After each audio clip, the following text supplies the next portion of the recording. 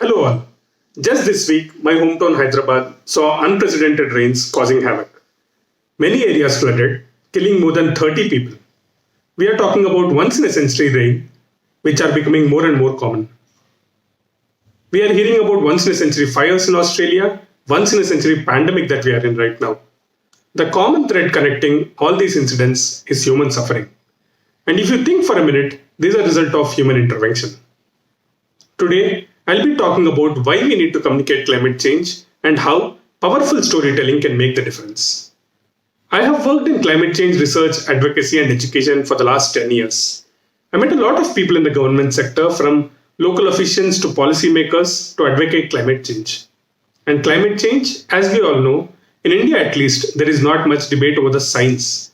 And more or less, most government officials I met agreed that climate change is real.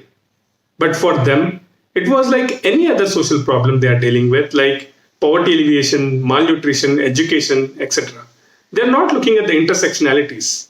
All these issues are important and all can be related to climate change also. But not many governments initiate mitigation or adaptation measures to fight climate change unless they find a compelling reason, a story on how climate change is impacting them, a story on how it is impacting the people they serve in or the livelihoods that get impacted in the areas that they work. And these need to be told consistently. Let me explain it in a simpler way. In chemistry labs in schools, we do experiments by mixing solutions, right? You have these long tubes called burettes, which allow the solution to fall drop by drop into the beakers. Nothing happens when the first drop falls into the beaker. You allow it drop by drop, and then at the right time, the color in the beaker changes. Similarly, the stories to fight climate change, they need to be told continuously, even if it is a drop in the ocean of messaging, because we don't know which drop can make that change. The last few months we saw how the global health community came together. They conveyed a message on how dangerous this tiny virus is to our lives. Not only did they convey their message, but they also pushed us to act, as it became a matter of our existence. That made me wonder, how can we as climate change leaders communicate the climate emergency that we are already living in? I'm not saying COVID and climate change are similar, but many parallels can be drawn. Both are highly scientific and complex to explain. Many climate leaders find it hard to communicate the urgency in acting on climate change. How do you make people understand that melting of icebergs, say in Antarctica, impacts increasing man-animal conflicts in Sundarbans, and that there is an urgent need to address it? But on the other hand, we have seen how the messaging of a virus spreading across the world has made the whole world stand up and take notice and talk about not just the virus, but about health equity, investing in public health, and so on.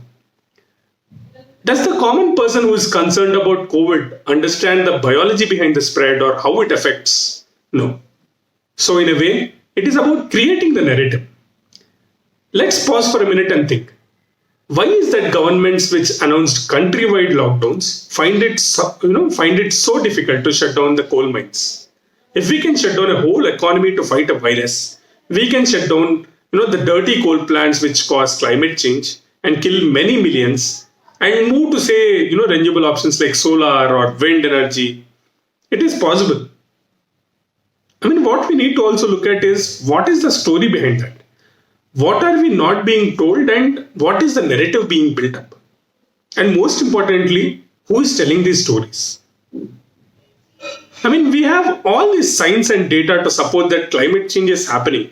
But what we need more are stories. Stories from communities reminding us of the emergency situation we are in fighting climate change. We need communicators who can tell that climate science impacts and solutions. They can tell them as stories. We need more innovative storytellers. In my role as a storyteller, I chose audio as a medium because I think it is one of the most intimate forms of media. I learn from the community that is telling their stories, which I feel is the most important thing to do. The discussion of climate change needs to move from more academic scientific analysis to simplified, relatable stories of impacts and stories of success, stories of resilience, stories of hope.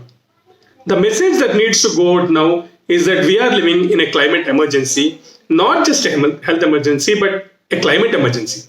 And until we see the intersectionalities between planetary health and our own health, our stories will remain incomplete. So, if you want to pass the message of urgency of communicating climate change, you need to look more at storytelling as a way using mediums you are comfortable in. Think of stories that resonate with you in your life and use it as an example whenever communicating climate change. It could be something as simple as no longer having a pond to jump in on a hot summer day. Think of that one story of your life that will make the impact. Thank you.